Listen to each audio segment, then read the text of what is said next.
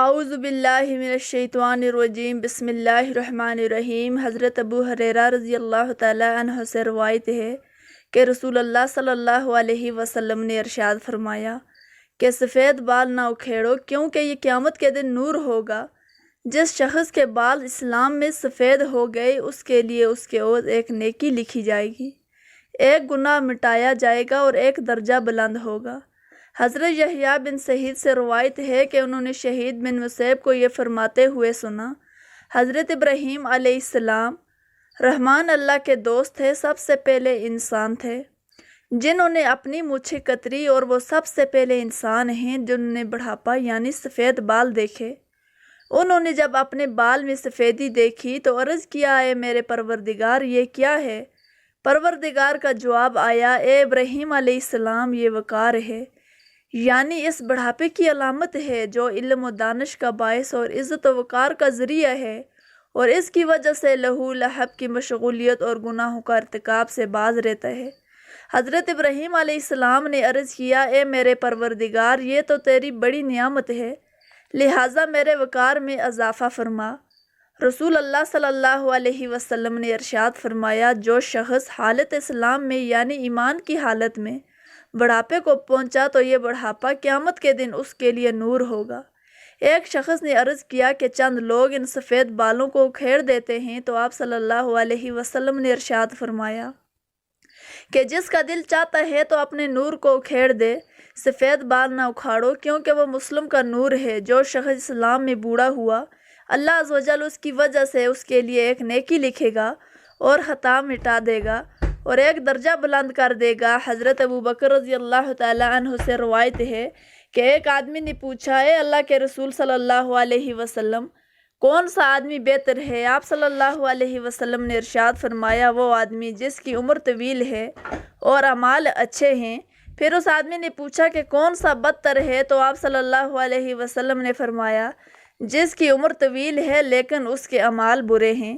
حضرت عثمان غنی رضی اللہ تعالیٰ عنہ سے روایت ہے کہ رسول پاک صلی اللہ علیہ وسلم نے ارشاد فرمایا کہ اللہ تبارک و تعالیٰ نے فرمایا کہ میرے بندے کی عمر جب 40 سال کی ہوتی ہے تو میں اس کو 3 قسم کے امراض سے محفوظ کر دیتا ہوں، جنون یعنی دیوانگی، جزام یعنی کوڑ، اور برس عافیت دیتا ہوں۔ جزام یعنی کوڑ جس میں ہاتھ گل جاتے ہیں، اور برس سے مراد جلد کے سفید داغ ہیں۔ مطلب یہ ہے کہ 40 سال کے بعد ان امراض کا وقوع بہت کم ہوتا ہے، اور جب میرے بندے کی عمر 50 برس کی ہو جاتی ہے تو اس سے حساب یسیر یعنی آسان حساب کروں گا۔ مطلب یہ ہے کہ 50 سال والے سے قیامت کے دن آسان اور سہل حساب ہوگا، تو میں توبہ اور رجوع اللہ کو اس کا محبوب بنا لیتا ہوں۔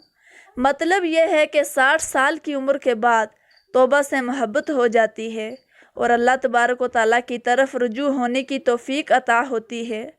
جب کسی کی عمر 70 سال کی ہوتی ہے تو فرشتے اس سے محبت کرتے ہیں، اور جب کوئی 80 برس کا ہو جاتا ہے تو اس کی نیکیاں لکھی جاتی ہیں اور گناہ نظر انداز کیے جاتے ہیں، اور جب کوئی 90 سال کا ہو جاتا ہے تو فرشتے کہتے ہیں کہ یہ اللہ کا قیدی ہے، اللہ کی سرزمین میں اس کے پہلے اور پچھلے گناہ بخش دیے جاتے ہیں۔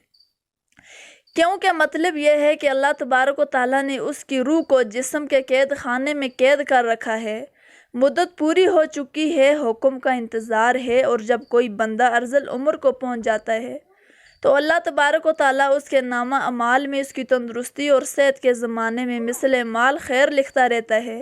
اگر اس بندے سے کوئی برائی ہو جاتی ہے تو برائی اس کے نامہ اعمال میں نہیں لکھی جاتی۔ ارذل عمر سے مراد وہ عمر ہے جس میں انسان کی ہوش و حواس بجا نہیں رہتی اور بہکی سی۔ حضرت جابر رضی اللہ تعالیٰ عنہ فرماتے ہیں کہ باتیں کرنے لگتا ہے، نبی کریم صلی اللہ علیہ وآلہ وسلم نے ارشاد فرمایا کہ میرے دوست حضرت جبرائیل علیہ السلام ابھی میرے پاس سے گئے، وہ کہتے ہیں کہ قسم ہے اس ذات کی جس نے آپ کو حق کے ساتھ بھیجا ہے، اللہ تبارک و تعالیٰ کے بندوں میں سے 500 سال تک ایک پہاڑ کی چوٹی پر عبادت کی۔ یہ پہاڑ سمندر کے بیچ میں ہے، یہ پہاڑ 30 مربع میل ہے، اس کی چاروں طرف سینکڑوں میل کا سمندر ہے۔ اللہ تبارک و تعالیٰ نے اس عبادت گزار کے لیے اس پانی میں میٹھے پانی کا چشمہ جاری کیا جس کی دھار انگلی کے برابر موٹی ہے اور ایک طرف انار کا پہاڑ کی جڑوں میں لگا دیا گیا، جس میں ہر روز ایک انار تیار ہوتا ہے۔ وہ اب اس پہاڑ سے اتر کر وضو کرتا ہے اور اس انار کو کھا کر وہ خدا کی عبادت میں مشغول ہو جاتا ہے۔ جب اس عابد کی وفات کا وقت قریب آیا تو اس نے عرض کیا، یا اللہ، میری روح سجدے کی حالت میں قبض ہو اور میرے جسم کو محفوظ رکھا جائے، مجھے قیامت میں سجدے کی حالت میں اٹھایا جائے۔ اللہ تبارک و تعالیٰ اس کے ساتھ ایسا ہی معاملہ کیا۔ چنانچہ ہم آسمان سے اترتے چڑھتے اس کو اسی حالت میں دیکھتے۔ قیامت کے دن اللہ تبارک و تعالیٰ کے سامنے یہ بندہ حاضر کیا جائے گا تو حق تعالیٰ شان و ارشاد فرمائیں گے، میرے بندے میری رحمت سے جنت میں داخل ہو جا۔ یہ عرض کرے گا، میرے عمل کی وجہ سے یہ جنت کیوں نہیں؟ 2 دفعہ ایسا ہی ہوگا۔ اللہ تبارک و تعالیٰ فرمائے گا، میری رحمت سے جنت میں داخل ہو جا، اور یہ عمل کا نام لے گا تو اس وقت اللہ تبارک و تعالیٰ فرمائے گا کہ جو نعمتیں میں نے تو اس کو دی ہیں اور جو عمل اس نے کیا ہے اس کا حساب ہوگا۔ تو صرف آنکھ کی نعمت ہی کے بدلے میں 500 سال کی عبادت ختم ہو جائے گی، اور باقی جسم پر جو حسنات ہیں وہ فاضل اور زائد ہوں گے۔ ارشاد خداوندی ہوگا کہ میرے اس بندے کو آگ میں داخل کر دو، بس وہ دوزخ کی طرف اس کو کھینچا جائے گا۔ یہ کہے گا کہ میرے رب، مجھ کو اپنی رحمت سے جنت میں داخل کر دیجئے۔ ارشاد ہوگا، اس کو لوٹا لاؤ۔ چنانچہ یہ حاضر کیا جائے گا۔ اللہ تبارک و تعالیٰ فرمائے گا، اے میرے بندے، تجھے کس نے پیدا کیا ہے؟ یہ عرض کرے گا، آپ نے پیدا کیا۔ پھر ارشاد ہوگا، 500 سال تک عبادت کرنے کی طاقت کس نے دی؟ یہ کہے گا، یا رب، آپ نے۔ اللہ تبارک و تعالیٰ فرمائے گا کہ